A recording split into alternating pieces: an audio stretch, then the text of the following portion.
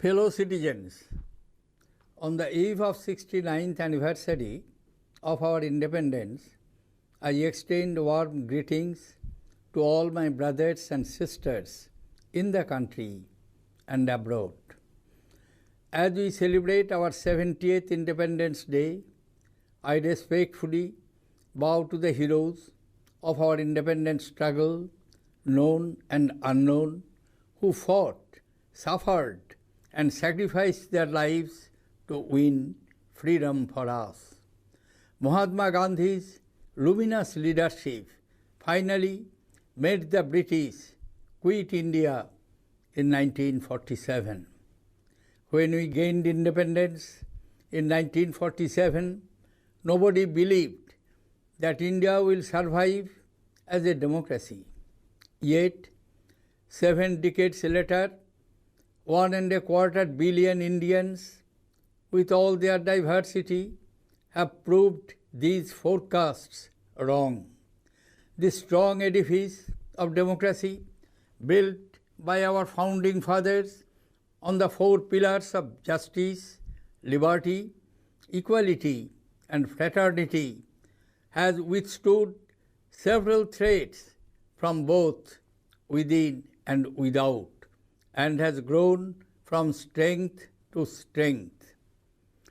Fellow citizens, this is for the 5th time that I speak to you on the eve of Independence Day.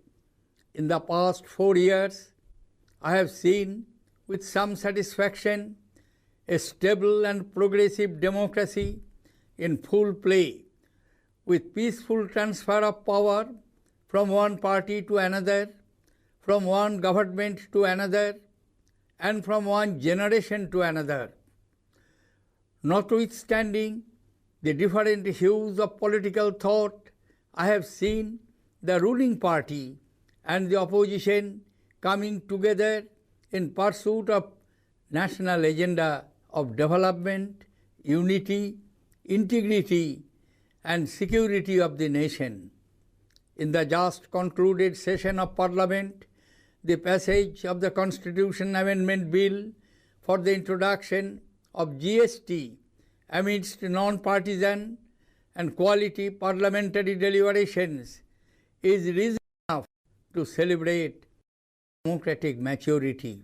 In these 4 years, I also saw with some disquiet forces of divisiveness and intolerance trying to raise their ugly head. Attacks on weaker sections that militate against our national ethos are aberrations that need to be dealt with firmly.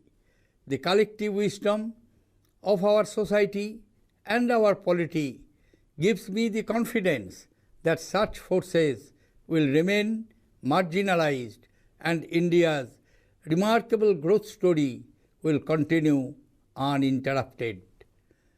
The safety and security that we provide to our women and children determines the well-being of the state and society. Every incident of violence against a woman or a child inflicts a wound on the soul of civilization.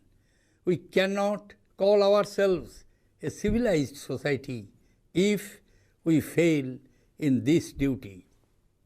Fellow citizens, democracy is more than periodic exercise of choices to elect the government. The great tree of liberty requires constant nourishment through the institutions of democracy.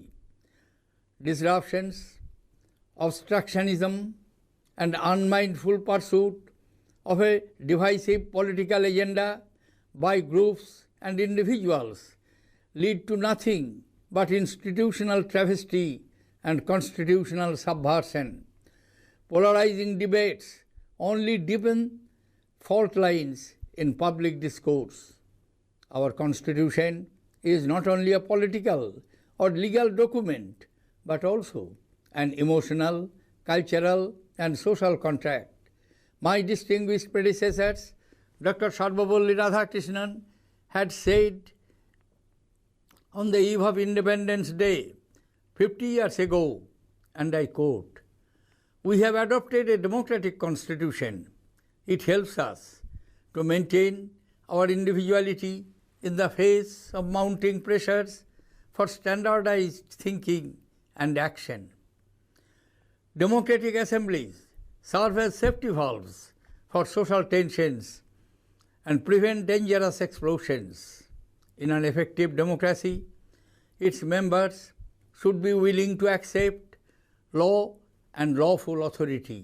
No man, no group can be his or its own lawgiver." Unquote. The Constitution has clearly defined the duties and responsibilities of every organ of the state. It has established the ancient Indian ethos of Maryada as far as authorities and institutions of state power are concerned. The spirit of the Constitution has to be upheld by adherence to this Maryada by the functionaries in the discharge of their duties. Fellow citizens, one unique feature that has held India together is our respect for each other's culture, values, and beliefs. The very essence of plurality lies in cherishing of our heterogeneity and valuing our diversity. In the network environment of today, a caring society can only be developed by harmonizing religion with modern science. Swami Vivekananda had once observed, and I quote, "What is needed is a fellow feeling between the different types of religion, seeing that they all stand or fall together, a fellow feeling which springs from mutual respect and not the condescending, patronizing, niggardly expression of goodwill." Unquote. It is true, as was pointed out in a famous speech made on this very day, 69 years ago, by Pandit Nehru, that in a nation's history, moments come when we step out from the old to the new, when the soul of a nation finds utterance. But it is also important to realize that such moments are not strokes of luck that come upon us by surprise. A nation can and must strive to create such a moment. We must take destiny in our own hands to build the India of our dreams. Backed by strong political will, we have to create a future which will economically empower 600 million youth, build a digital India, a startup India, and a skilled India. As we build an India of hundreds of smart cities, towns, and villages, we must ensure that they are human, high-tech, and happy places, leading to the creation of a technology-driven but compassionate society. We should promote and reinforce a scientific temper by questioning our beliefs which are not compatible with scientific way of thinking. We must learn to challenge the status quo and refuse to accept inefficiency and slipshod work. In a competitive environment, a sense of immediacy and some impatience is a necessary virtue. Fellow citizens, India will grow only when all of India grows. The excluded ones have to be included in the development process. The heart and the alienated have to be brought back into the mainstream. In this age of technological advance, machines are being pitted against men. The only way to survive this is to acquire knowledge and skills and learn to innovate.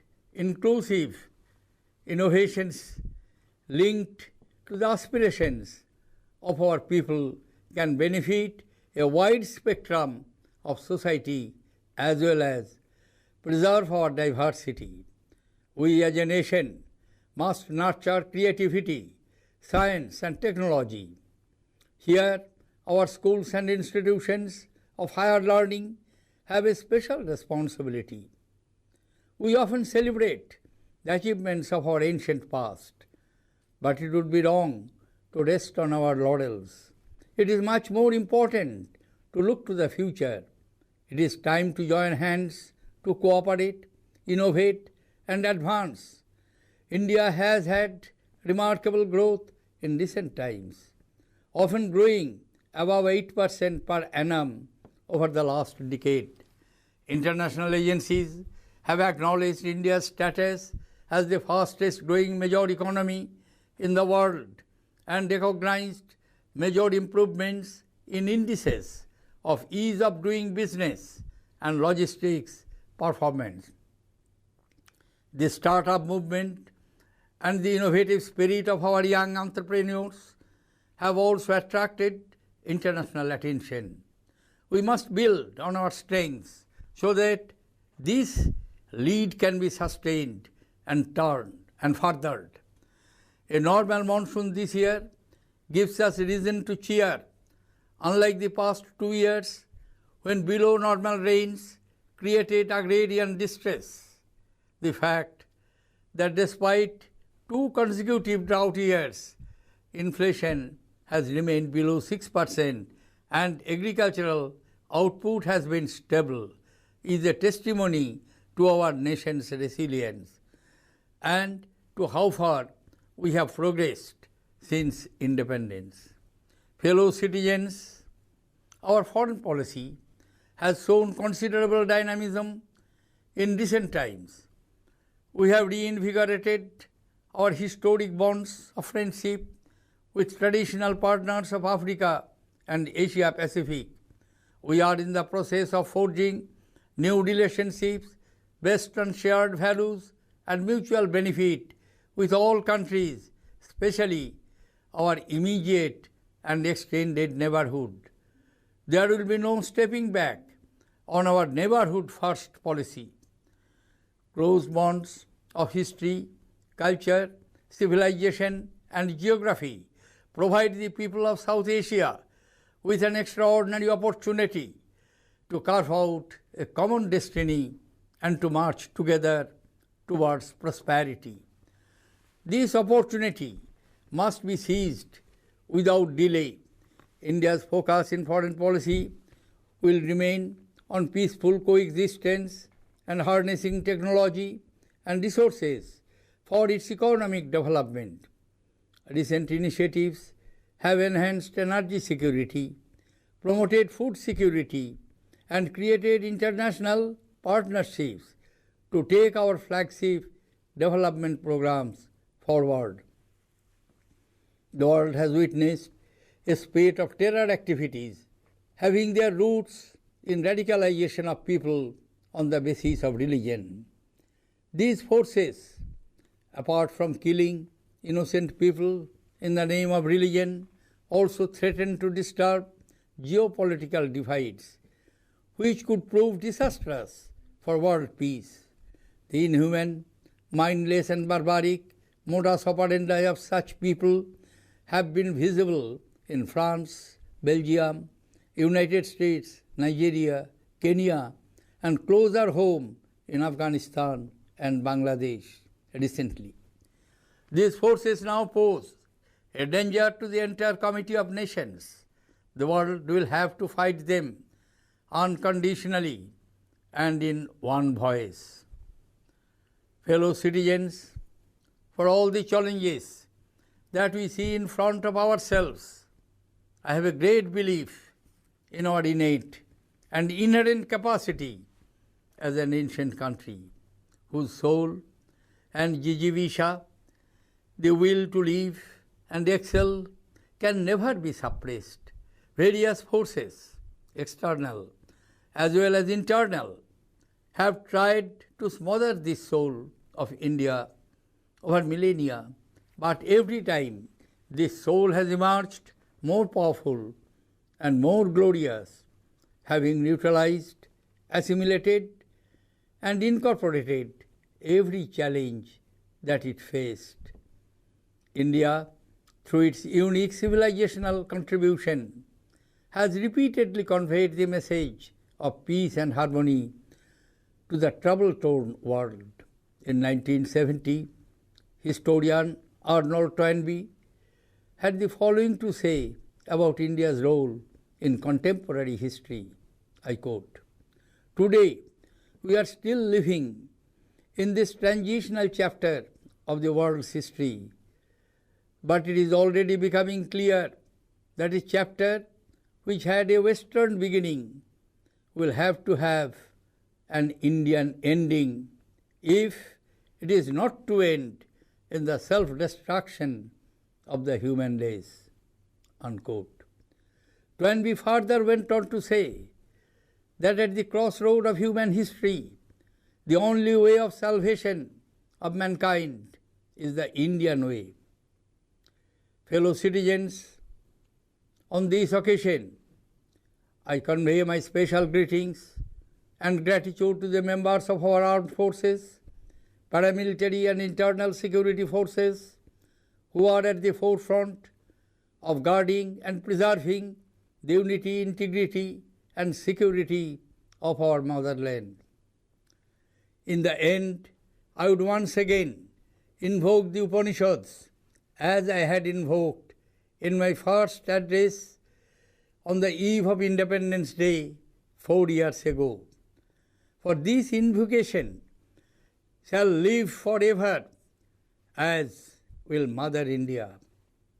May God protect us. May God nourish us. May we work together with vigor and energy. May our studies be brilliant. May there be no hostility amongst us. May there be peace, peace, peace. Jai Hind!